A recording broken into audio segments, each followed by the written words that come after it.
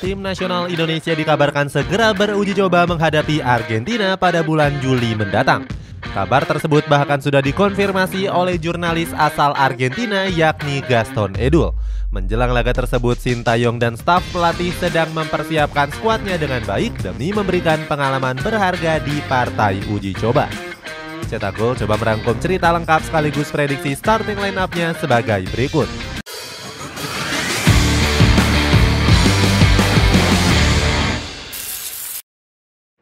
Datangkan Argentina senilai ratusan miliar rupiah. Tim nasional Indonesia diisukan akan melakukan pertandingan uji coba menghadapi Argentina. Kabar tersebut dilontarkan oleh jurnalis asal Argentina yakni Gaston Edul. Dia bilang Albiceleste akan melakoni 2 laga uji coba di bulan Juni mendatang. Lawan tanding Lionel Messi dan kawan-kawan adalah timnas China dan Indonesia. Sayangnya pertandingan itu belum dipastikan akan terlaksana. Wakil Ketua Umum PSSI Zainuddin Amali masih belum bisa mengkonfirmasi hal tersebut. Dia cuma bisa memastikan skuad Garuda akan beruji coba menghadapi Palestina di tanggal 14 Juni nanti. Seandainya Argentina datang ke tanah air, artinya itu akan menghabiskan dana yang cukup besar. Menurut salah satu CEO promotor olahraga Nine Sport yakni Alif Wicaksono, modal ratusan miliar pasti harus disetor untuk mendatangkan Argentina. Jumlah tersebut berpatokan dengan mahar yang dikeluarkan oleh China. Namun Arif saat itu nggak menyebutkan secara pasti berapa nominal yang dikeluarkan. Meskipun begitu, Arif menambahkan Indonesia akan dibanjiri oleh banyak keuntungan apabila uji coba tersebut terrealisasi. Mulai dari segi bisnis hingga membangkitkan gairah sepak bola Indonesia yang menurun drastis pasca tragedi Kanjuruhan. Mempersiapkan skuad secara matang. Mendengar kabar menghadapi juara bertahan Piala Dunia, tim nasional Indonesia bergegas mempersiapkan skuadnya. Sintayong sempat memberikan tanggapan saat ditanya tentang kedatangan Argentina. Pelatih asal Korea Selatan ini menyebut belum bisa berbicara banyak dan baru akan berkomentar kalau uji coba tersebut benar-benar terrealisasi. Meski begitu, asisten pelatih skuad Garuda yakni Nova Arianto mengaku gembira. Mantan pemain Persib Bandung ini menyebut kalau laga tersebut merupakan sesuatu yang langka. Pasalnya mereka akan berhadapan dengan tim terkuat di dunia. Nova berjanji akan mempersiapkan skuadnya dengan baik. Dia bilang hasil akhir di pertandingan nanti nggak berarti apa-apa untuk skuad Garuda. Dia meminta para pemainnya untuk mengambil pelajaran penting yang didapatkan nantinya. Berdasarkan partai-partai uji coba sebelumnya dan melihat dari performa pemain-pemain timnas, Cetak Gol akan merangkum kemungkinan pemain yang berhadapan dengan Lionel Messi dan kawan-kawan. Penjaga gawang. Di posisi penjaga gawang, Sintayong diprediksi akan tetap menurunkan Nadeo Argawinata. Kiper yang baru diresmikan oleh Borneo FC Samarinda ini merupakan pilihan utama sang pelatih. Pada pertandingan kualifikasi Piala Asia 2023 tahun lalu, ex Bali United ini bermain 90 menit penuh dalam 3 pertandingan menghadapi Yordania, Kuwait, dan Nepal. Nadeo juga dipercaya menjaga gawang Indonesia di perhelatan Piala AFF 2022 yang lalu. Sayangnya skuad Garuda cuma mampu melaju hingga babak semifinal setelah dipermalukan oleh Vietnam. Di sisi lain, posisi Nadeo juga mulai terancam sebagai penjaga gawang nomor 1 di skuad asuhan Sintayong. Dalam 2 laga uji coba terakhir, kiper 26 tahun ini kehilangan tempatnya. Saat itu Sintayong lebih mempercayakan posisi kiper utama kepada Syahrul Trisna. Kiper asal Persikabo 1973 ini bahkan mendapatkan pujian dari pelatih 52 tahun tersebut. Sintayong menyebut Syahrul merupakan pemain yang punya kemampuan serupa seperti Nadeo. Pada laga menghadapi Burundi di bulan Maret yang lalu, dia berhasil bermain 90 menit penuh dalam 2 pertandingan. Lini pertahanan. Selanjutnya dari sisi lini pertahanan, Indonesia diprediksi merapatkan barisan lewat skema 5 backnya. Apalagi timnas Indonesia baru saja kedatangan 2 pemain berstatus naturalisasi yakni Sandy Walsh dan juga Shine Patinama. Masing-masing dari keduanya bermain di posisi back sayap. Sandy Walsh sedang bermain di Kasat Ratas Liga Belgia di klub KV Mechelen.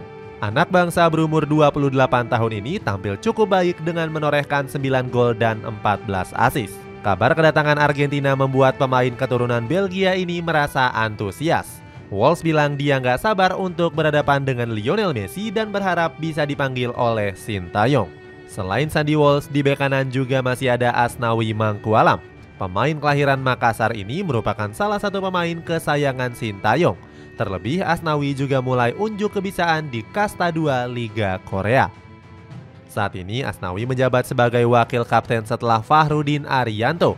Kemudian di sisi bek kiri, skuad Garuda punya Shain Patinama yang baru resmi mendapatkan kartu tanda penduduk. Pemain yang membela Viking FK ini merupakan permintaan naturalisasi dari Sintayong.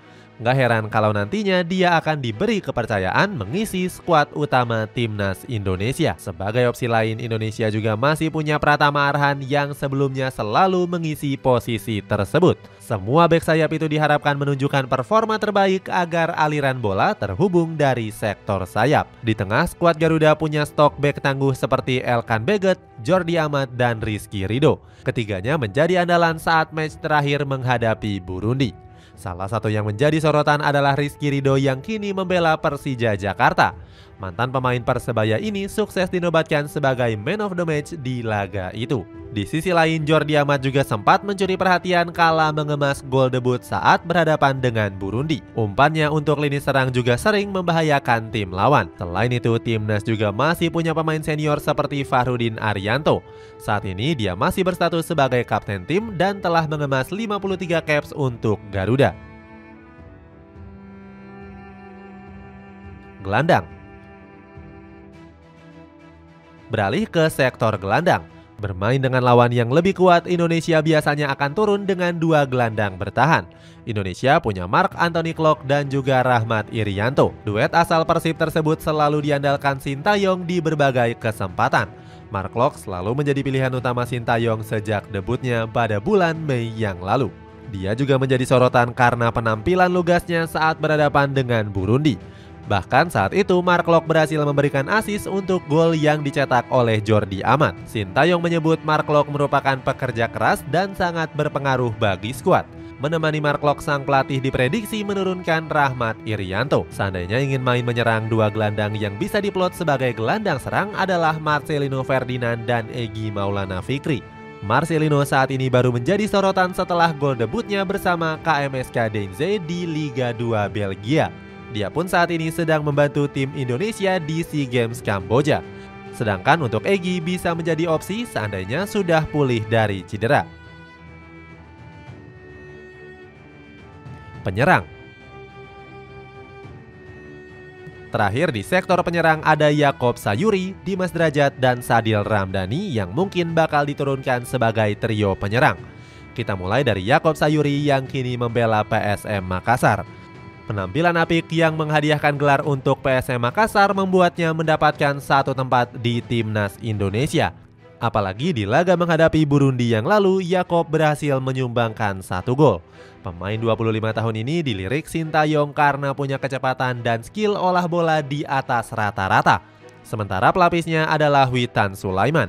Sayangnya pemain Persija Jakarta ini mulai kehilangan performa saat bermain di Liga 1. Witan cuma berhasil melesakkan 2 gol dari 10 laga di kompetisi domestik musim ini.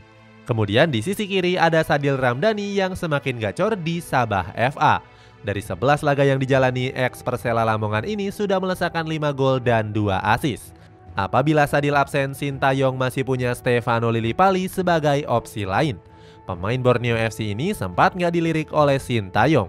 Namun saat dipanggil dia berhasil menjadi bintang dengan mengemas 1 assist saat menghadapi Burundi. Di posisi ujung tombak, skuad Garuda punya Dendi Sulistiawan dan juga Dimas Derajat. Untuk Dimas Derajat nampaknya masih menjadi pilihan utama sang pelatih.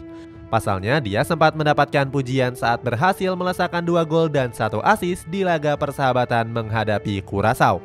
Menurut Sintayong, Dimas merupakan ujung tombak terbaik yang dimiliki tim nasional Indonesia saat ini. Itulah ulasan prediksi starting lineup Indonesia yang akan beruji coba dengan Argentina. Di kiper ada Nadeo, belakang Elkan Beget, Rizky Ridho, Jordi Amat, Sandy Walsh, dan Shain Patinama. Tengah ada Mark Klok dan Rahmat Irianto. Sementara di lini depan ada Sadil Ramdhani, Yaakob Sayuri, dan juga Dimas Derajat. Bagaimana pendapatmu? Coba tulis di kolom komentar di bawah ini.